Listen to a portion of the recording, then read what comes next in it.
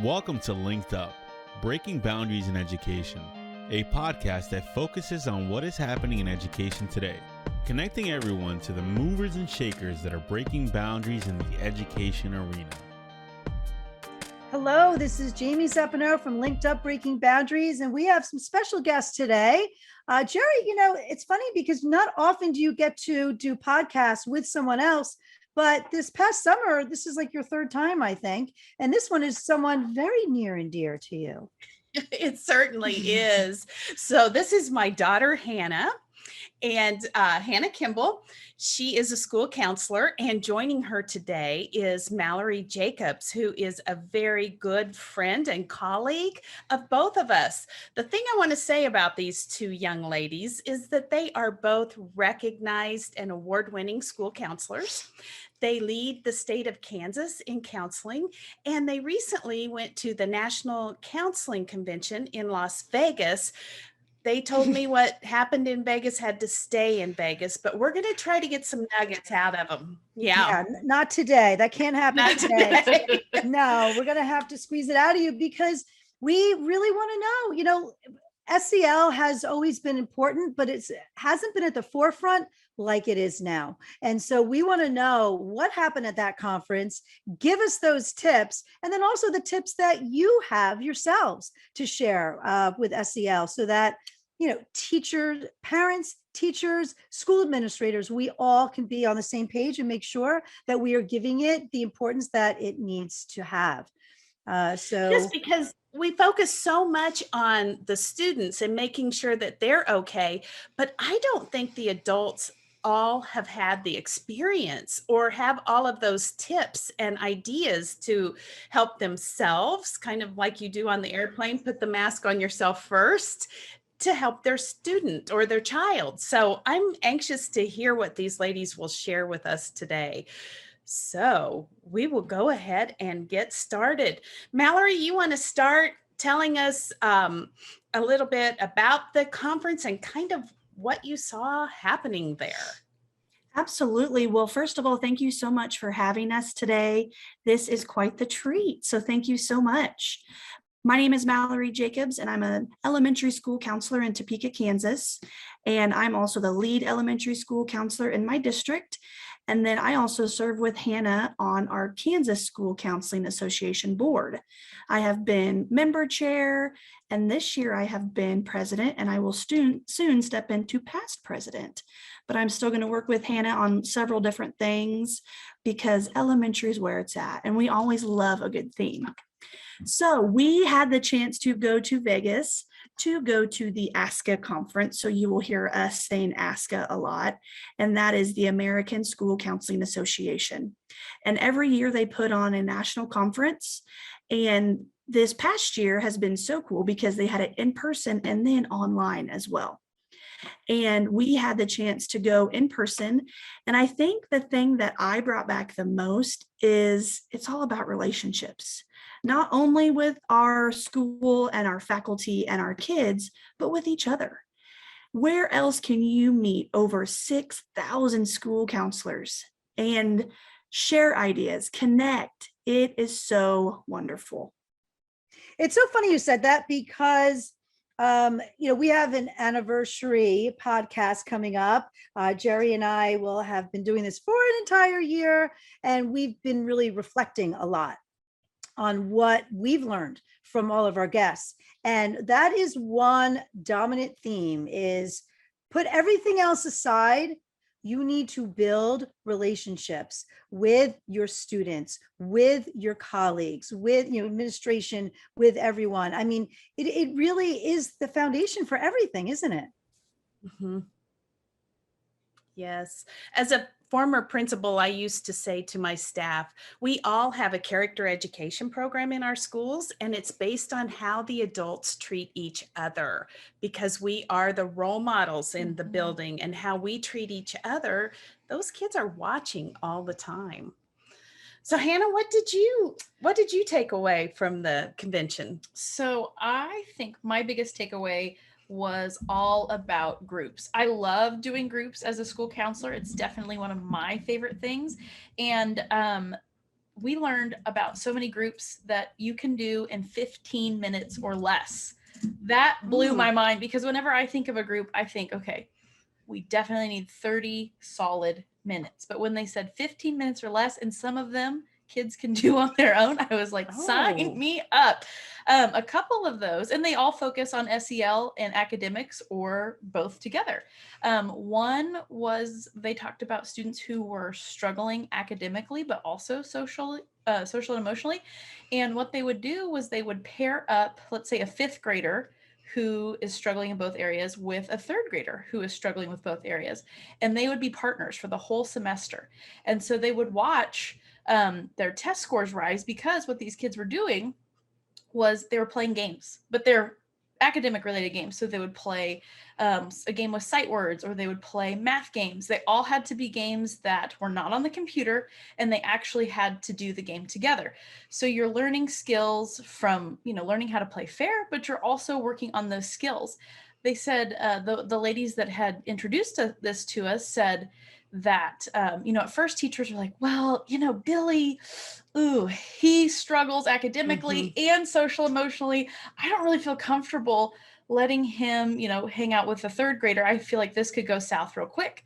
And what they found was the exact opposite. So if we empower these kids, give them the opportunity to show us what they can do, they rise to the occasion. And on top of that, their test scores rose as well. The other big trend I was seeing throughout the conference was letting kids do some student-led groups, student-led projects. So the more we can empower students, again, to do their own thing, figure out something that they're passionate about, that they would like to try and make happen, you're finding that you have to figure out how to work together in a group, how to tell somebody, I like your idea, but how about this one? And then when they work together, that's SEL. I mean, anytime you do a project, that's all SEL. So there was a lot of cool things in that regard as well. And it sounds like, go ahead, Jamie. No, yeah, I was just thinking, like a lot of these are tools that you do with students, isolating, pulling them out, right? But also what you're talking about are things that teachers should be doing within the classroom. 100%. Yeah. That's the authentic way for kids to work through those things. And then it's all full circle. We're building relationships with kids. We're building relationships with staff. It's all full circle. And something that Jerry and I heard at a conference one time during our time together as principal and counselor is kids aren't going to learn from people they don't like. No. So you have to be likable. You have to put yourself out there. And if you don't know how, you got to learn. And I always tell people too, it's like being on Disney or on Nickelodeon. Have fun with it. Don't just stand up there and read out of the book and, well, this is what we have to do. Put your own spin on it. Kids love that. Yeah. Yeah. Be animated, right? Absolutely. Well, we heard from these same ladies again. They were saying, teachers will come to them and say, oh, this student, I need him in a group. I need you to see him individually. And the first question the teachers ask is, do you have a relationship with them? And if they say yes, they're like, okay, tell me something about him. And they're like, oh, well, he's not doing very well academically. They're like, no. Tell me something about him. And if the teachers can't tell the counselors one thing that they know about this kid, more than like, he has a dog, but like, oh, he loves Pokemon. And by the way, Pikachu's his favorite. If you can't tell the counselor something like that, they're like, sorry, you need to build the relationship before I see them. We need to get some tier 1 before we ever go to tier 2 or tier 3. Okay. Here's devil's advocate. I don't have time to do that. I was just going to say that. Okay. So we've got a solution for that. Have solutions. We got solutions for everything. A great one is the 2x10. That is 2 minutes you take for 10 days with this kid. Just 2 minutes in the morning. It is student-led. Again, the more we can put on the students, the better. So you talk to them for 2 minutes about whatever, their Pokemon, their Minecraft, whatever it is. And you do that for 10 days in a row. After that 10 days, that's 2 weeks of school is all. You have a relationship with them. They feel invested.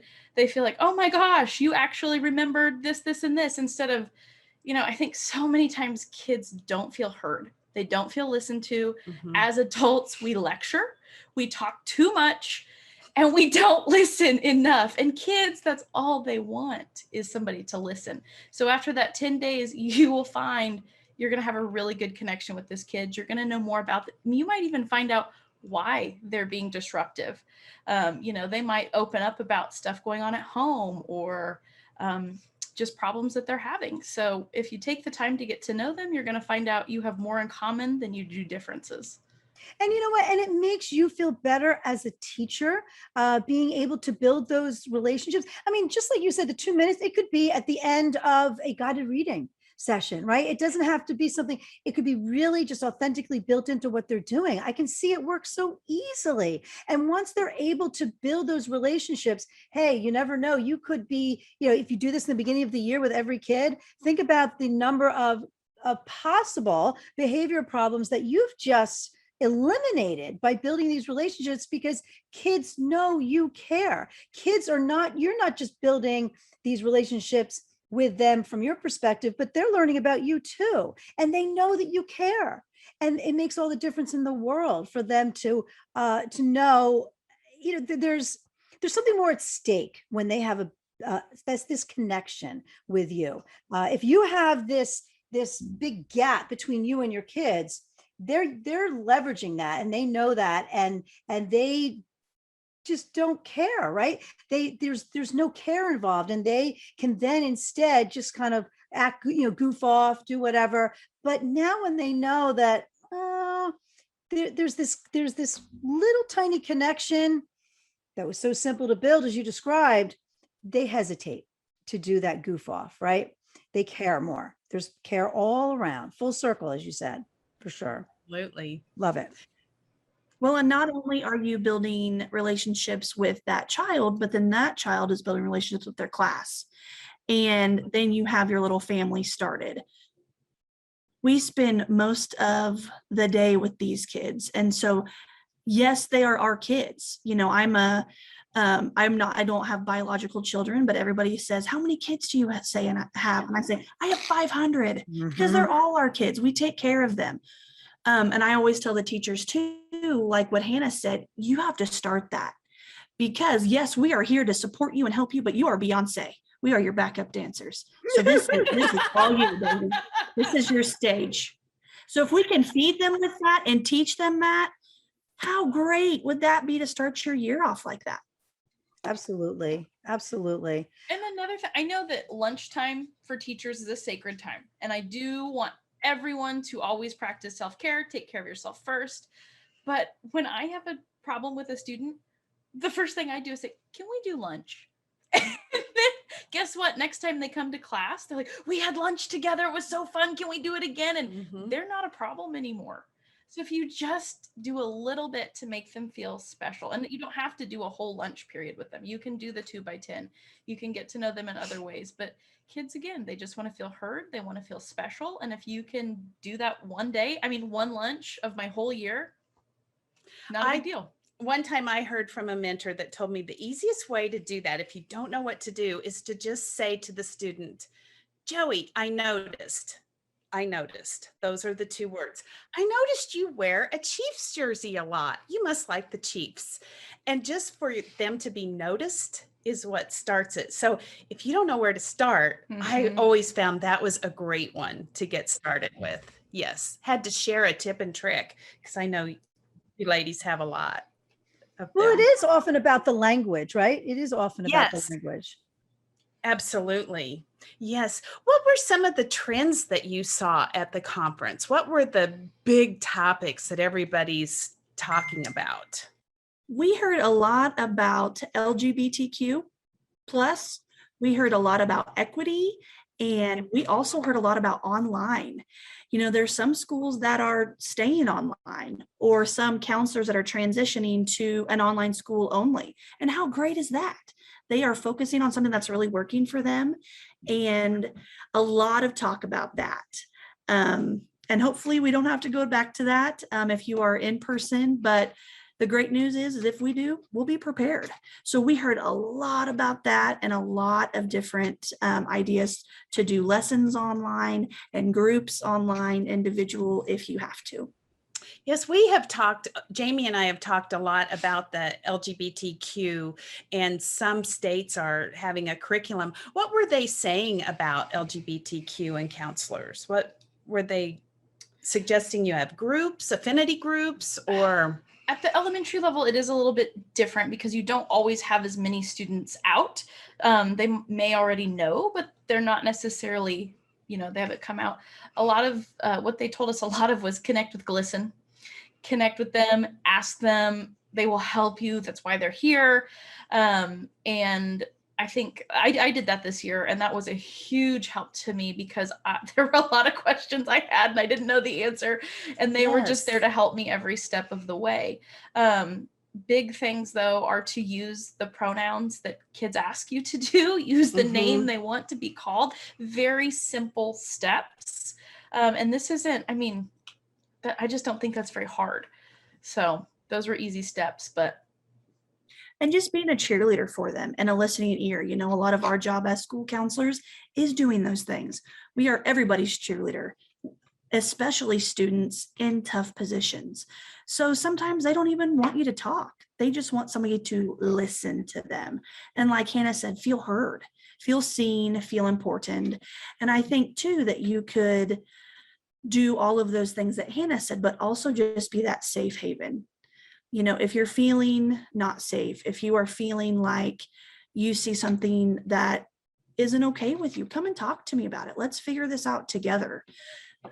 Like Hanna said, elementary is kind of a little bit different, but that's where it also starts. And that's where the foundation is. So when I was a school counselor, the big issue was bullying. Is that still a big issue? Yes, but it's kind of like I am to the point now in my career where like I don't want to hear the word bullying. I don't want to hear the B word. I don't want to hear the B word. I did go to one session, and although I'm an elementary school counselor, again, I think this is a huge trend. Like I said before, the student-led groups. So this high school, what they had a problem with the B word, and they started a group, and basically the school counselor just got a bunch of kids together and said, hey, we need to fix this at our school. We want you guys to be advocates for other students. What do we need to do to make this happen?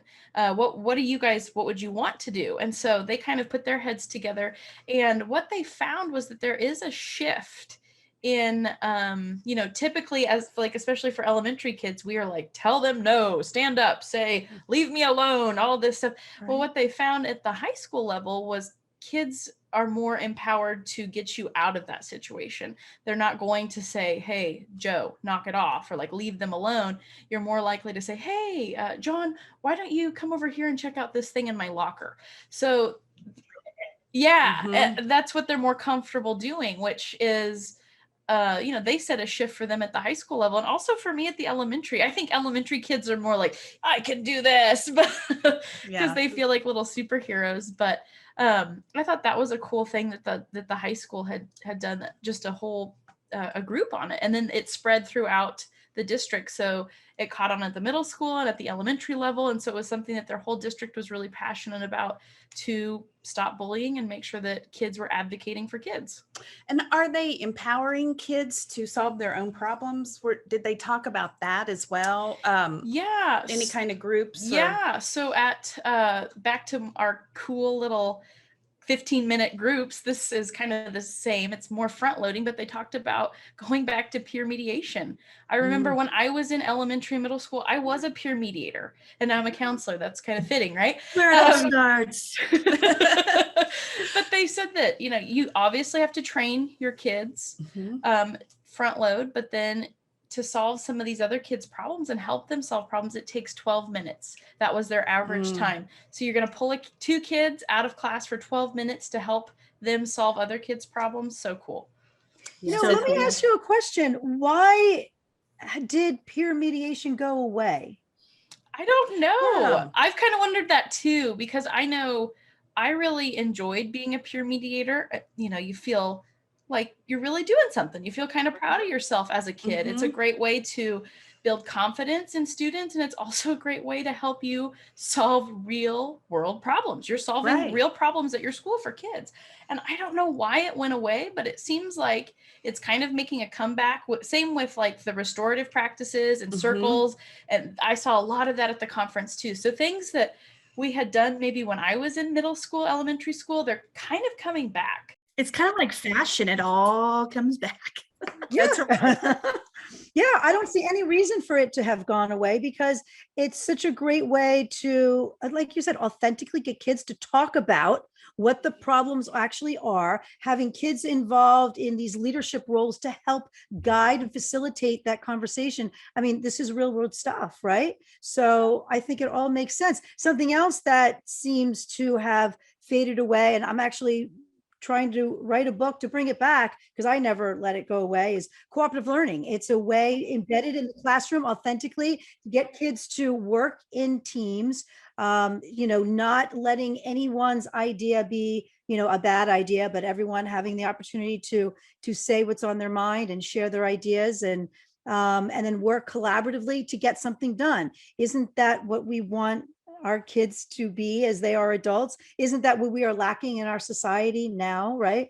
So I think in this world, and I think that we should, it's again, that embedded naturally and authentically into the classroom, right? So not something that is isolated, but in the classroom and authentic. And I think, that's something that, and part of the problem is that teachers would equate it to group work. And they always think that doesn't work because there's a difference between group work and cooperative learning. Cooperative learning is very well structured. And I think same with peer mediation, it's something, and like you said, just 12 minutes from what you said, you can get done. But it needs to be front loaded in the right way to train them so that they can be independent in that practice. I think that's so important. I want to ask about restorative practices. What are some things that, and I do find that teachers have a hard time with it sometimes. What are some tips that you learned from that or that you already had? So I think when people think of restorative justice, we automatically, our mind goes to prison when we think about, and so they're like, oh, we're doing that with children? Like, this sure, we have little mini prisons in the schools, yeah. Yes. But a lot of talk was of circles and really connecting, especially for middle school and high school students. I know in the elementary, a lot of times we do like the responsive classroom, which I think is awesome. And you do your morning meeting and your closing circle. That's circles. That's, your restorative justice, but without calling it restorative justice. So that the middle school and high school, they were putting a lot of emphasis on building those into like your homeroom and really going back to exactly what Mallory said and building those relationships. Because a lot of times, I mean, middle school, high school, what a time to feel lost and not feel like anybody can relate to you. And what they find out is when you do the circle and you have these like, you have an opening ceremony and everybody participates in it, the barriers just kind of come down and you realize again, oh, you're going through that too, or I've been through that. And you're more likely to open up and really feel kind of like a family unit within your homeroom. So it's not, we're not going to do a restorative justice circle during math, but you could, but they're doing it during a time that, it could take place because again, you might have teachers say, well, I don't have time for that. So they're placing them in spots where it's able to happen. Well, and then that will make math and reading language so much easier because you have those relationships. And it's also when you're going through a hard time, it's not very easy to say, hey, I'm having a rough day. But by putting those things in your schedule and taking the 2 minutes or the 5 minutes, that will make your whole day go smoother. Your whole year. By adding those little pieces of, in little ways, building those relationships, it really does just make that, and both of you said it, your classroom a family. And that is where that hesitation to bully or to cause, disruption in the classroom. Kids hesitate when those relationships have been built. They take time in the beginning, but once you get into the routine of it, the kids look forward to it. And it's really diminishing it's diffusing any issues even before they arise. I wondered too, do you ever use one with staff, a restorative Yes, circle? right. I think it would be great. I do too. Absolutely. I've done a few with different grade level teachers. We have had teams that get along fantastic, sometimes too fantastic. They've been together forever and they've done the same things. And sometimes they don't want to branch out. Or I've experienced teachers that they do not like each other and they all have fantastic ideas, but they don't want to use them. They want to do their idea. They don't want to do his idea or her idea. So doing those with the principal and the counselor and knowing that that's a safe spot too, because like Jerry said at the beginning, kids are going to know if things are not right with the adults. So if you put those pieces back together or start building that foundation within that team or that group, smooth sailing. Yes. Yeah. Will social emotional learning still be on the forefront as we move into this next school year? Times 10. I think it's more in the forefront now more than ever.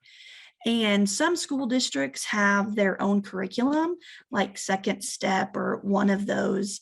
And I think the important thing for educators to know is to do it. Some people say, I don't have time. I got to make up from 2020. I have to make up for lost time. And you know what? You are absolutely correct. But what a fantastic place to start. Kids need to feel safe and to feel heard, like we've said multiple times. Start with that. Start doing that. Do those things that make your classroom feel safe. And then the kids are just going to become a family and do great things that school year. Right. You really do gain time. I was going to say, you don't have time not to do it. I think that's true. That's true. And I can hear that very statement coming this year because people are really worried that students need to catch up in some. Absolutely. And it's true. It's validated and we understand that. But you know what? We're great educators. We're going to meet them where they are, and we're going to make it happen. That's why we're teachers and educators. I mean, all of the suggestions that you've already provided fit into the SEL, right? We're building the relationships. All of the things you've already mentioned today are allowing for that and doing it easily in chunks of small amount of time and embedded naturally and authentically into the class. And it, just like you said, it adds time. It makes a world of difference. And it doesn't have to be so difficult. You know, at our school, we do a question of the day. What's your favorite holiday? Who's your favorite family member? What's your favorite color? It doesn't have to be an hour counseling session with everybody. It could turn into that, but how great would that be too? Everybody trusts each other, but just start simple, start something fun. Kids love fun. Absolutely. They do. Are you planning some social emotional learning things for teachers this year as we move forward? Do you plan activities for them or to teach them some of these skills, or how do they learn new skills? So that's a great question. So my principal asked me if I would start doing short, like either meeting people in the library or doing a video. And I kind of posted the question to my staff, you know, if I was to do some 2-minute PD, would you rather meet up in person or would you rather watch a video, or do you want me to send out an infographic? What do you guys want? And they wanted a video. They don't want that, not that they don't want to hang out, but you can watch that 2-minute video anytime you want. Right. So she's asked me to kind of help them with that. We are moving a little bit more towards the responsive classroom in my building and helping teachers with their morning meetings and their closing circles, giving them ideas to make it more SEL motivated. And but I think if we could do things like that, teachers, I feel that they don't always think that they have the tools to do it. And it's so funny to me because they, like kindergarten, you do it every day. I mean, that's your whole day. So there's so many teachers that you do have the tools, you do know how to do this. But I think that they just want a little help along the way, which is great. Sure. And I guess your job would be to highlight the fact that they are doing this in many ways, because it'll alleviate some of the, you know, the bearing of the shoulders that they feel that they have so much extra to do, well, guys, you're already doing this. So point, and helping them to point that out. And that gets them kind of going too. But I've, when I help teachers, when I do professional development for them, I always show, just even for classroom management, some mindfulness centers, breathing, as we talked about earlier, Mallory, there's just simple things like that. Having like a little stuffed animal on their tummy as they're lying down, and they can kind of like see that up and down, or tactile methods. What are some other things that they can easily do just to kind of like, just regroup when they need to? That is so interesting, because we have done calm down areas in our room. Sometimes the kids don't need to leave. They just need a little bit of a movement to the back of the room or to the corner. Not that they're in trouble. They just need a breather. And, I am in a building of 2 counselors, which is fantastic, but we might not always be available. So that is somewhere that they know that they can go. It is pre-taught, this is how we use the tools in the calm down area. And this is for everybody. If you get frustrated, go back there. As adults, we can get up and go on a walk, or we can go outside and get fresh air. Well, kids can't always do that. So you're giving them something, teaching them how to use it properly. And then that becomes full circle too, because as the grown up, they can say, I remember in 2nd grade when I did this, and I had this cool little water bottle with glitter. And you know what? I'm going to put that on my desk at work. Mm-hmm. Teachers make a difference all the time. And to piggyback off of that, oh, sorry, go ahead, Mallory. Oh, no, go ahead. So peace corners, calm down areas, yes, a must in classrooms, especially if you're being trauma sensitive. But I think if you go a step further, now I know as educators, we like to be in control. But if you give it up a little bit, actually, you've had her on the podcast, Samantha Saltz. She had 3 calm down areas in her classroom. 1 completely private, perfect, because I was a very anxious kid. I'm still anxious. I'm playing with this little thing. This is my fidget today. But I wouldn't want you to look at me while I'm going, I need a minute. Same with staff. Like if you were in a staff meeting and you were having a minute, you're probably going to leave the room, right? You're not going to go to the front of the classroom and say, look at me, I'm having a meltdown. So she has 1 that's completely private, 1 that's kind of comfy, cozy, but open. And then the 3rd one is like right off where the learning happens. So you're still there, but you need that space. So she set up 3 different areas. The kids try out all of the 3 different kinds, see which one they like. And it might be different day to day. Maybe one day you need to be in the private spot. Maybe the next day you need to be, in the one right next to the learning. But on top of that, she would have a bin of like all the tools. Now, again, they are practiced and rehearsed how to use these. And she would let you at any given time of the day, you can take that tool back to your desk. And that, if I was a kid, that's probably what I would want to do. I don't want to go back to the corner because I might think that makes me seem like something's really wrong. And I just need to regulate at my desk. So she lets them have all of those tools. Now, if the tool becomes a problem and it turns into a toy, she gives 1 warning. And then after that 1 warning, she does take it away. But, if it was in the morning, we can try again in the afternoon. Just because you got it taken away now does not mean we can't try again later, which I really respect, because I know a lot of times like, nope, he had the silly putty, we're taking it away. We're not doing that again.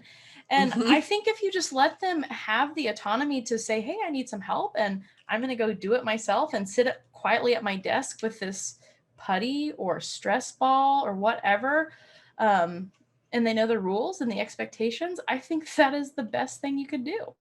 I really like the private idea too, because sometimes you do need some privacy. Just want to be by yourself. I have been in a classroom before where the peace corner was in the front corner of the classroom, wide open for everyone to see. And I was like, I don't know if anyone's ever gonna, like, no one uses my peace corner. I'm like, I wonder why. And what's really cool during I call it the COVID shutdown, we had a chance to do a lot of professional development online with ASCA. And one of them was about an online calm down center.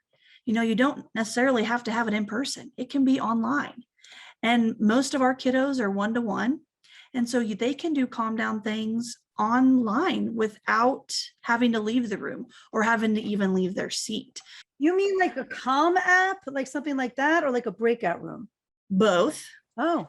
And then also I had the chance to actually create a calm down room for my district. So that was really cool. And kids are using it. I think teachers use it more, but kids are using it. Yes. And it also teaches them how to self-regulate, which is what we want everyone to do, so that I recognize that I'm having a problem and now I can take care of it myself, because we don't want you to depend on someone else to take care of your problem. Right. Yeah. That's great. Maybe you will send us a link and we'll put it in the show notes. Absolutely. Yes, that'd be great. Well, ladies, what else do we need to know about before we close down the show today? I think just knowing that you as an educator are not alone, and you don't have to have all the answers. If you've heard some of the things that we've talked about today and you're like, oh, I want to do that, but I don't know how to start, ask someone, Google it, talk to Jamie and Jerry, reach out to Hannah or I. We're happy to help, because after all, we're in this together. You're not going to have all the answers, and that's okay. Yes. Mallory, how do you take time for yourself? What do you do? So, a buzzword right now for many people, but especially schools, are self-care. Self-care, I need to do self-care. I need to go take a bubble bath and get my nails done, which are fantastic. But I think self-care is so much more than that. And I am learning to take back some of my time. And I give a lot to my school and to boards and different things, but I'm learning to say, you know what, I'm going to wait on that and I'm going to go take care of something else. So I don't want to say I'm learning to say no. I'm just learning to use my time wiser and work smarter, not always harder. Oh, that's great. How about you, Hannah? I'm the same with Mallory, where, I think, again, the painting your toes and the bubble baths, that's awesome. And drinks with your mom. And drinks with my mom. Those are all great. I love all of those things, but self-care is taking care of you, making sure you have healthy habits, making sure you are exercising, eating correctly, all those things. And so what I have done, I have a dog. She's hopefully tonight will be able to come to school with me this year. She's a therapy dog. And I have been taking her for walks every morning, which is not only good for her, but good for me. It helps in her training as well, because if she is worn out, she's more likely to work. And it helps me too, because I don't know that I'd get up and go for a walk every morning if it wasn't for her. So that's kind of been my self-care throughout the summer. Mm-hmm. Yeah, tonight they go before the school board to see if the board will approve of Piper being a therapy dog. That is so amazing. So exciting. It is fantastic. My daughter's high school has a dog named Sully, and Sully's there in and out of the classrooms and on social media, and I mean, just the sweetest thing. And the kids love it. It's at the high school even. Yeah. So that is so exciting for you. Good luck with you for that. Thank you. To you for that. Yeah. Well, anything, did you have a closing note you thought we needed to add before we close today? I just think, just know that we all have the power to do good. And when we know better, we do better. So, find something that inspires you, learn, create, do whatever you need to do to take care of you, and then figure out a way to take care of these little nuggets too, or big nuggets, I guess, if you're at the high school or middle school level. But we all have the power to make a difference. And you guys, all of us educators out there are amazing. We've just gone through probably the toughest year in education. So if we can get through that, the rest is a breeze. So Jamie, I was going to add, these two have an idea. They're thinking about doing a counselor podcast. Nice. So we're hoping that comes to fruition, because it would be so nice for counselors to tune in and hear. So we will have you on Clubhouse, and we'll let you know, and then you can share that. Maybe you'll even know when your podcast will be launching. So got some great things in the works. We're excited. Yeah, we'll do the Clubhouse next Wednesday at 9 p.m. Eastern.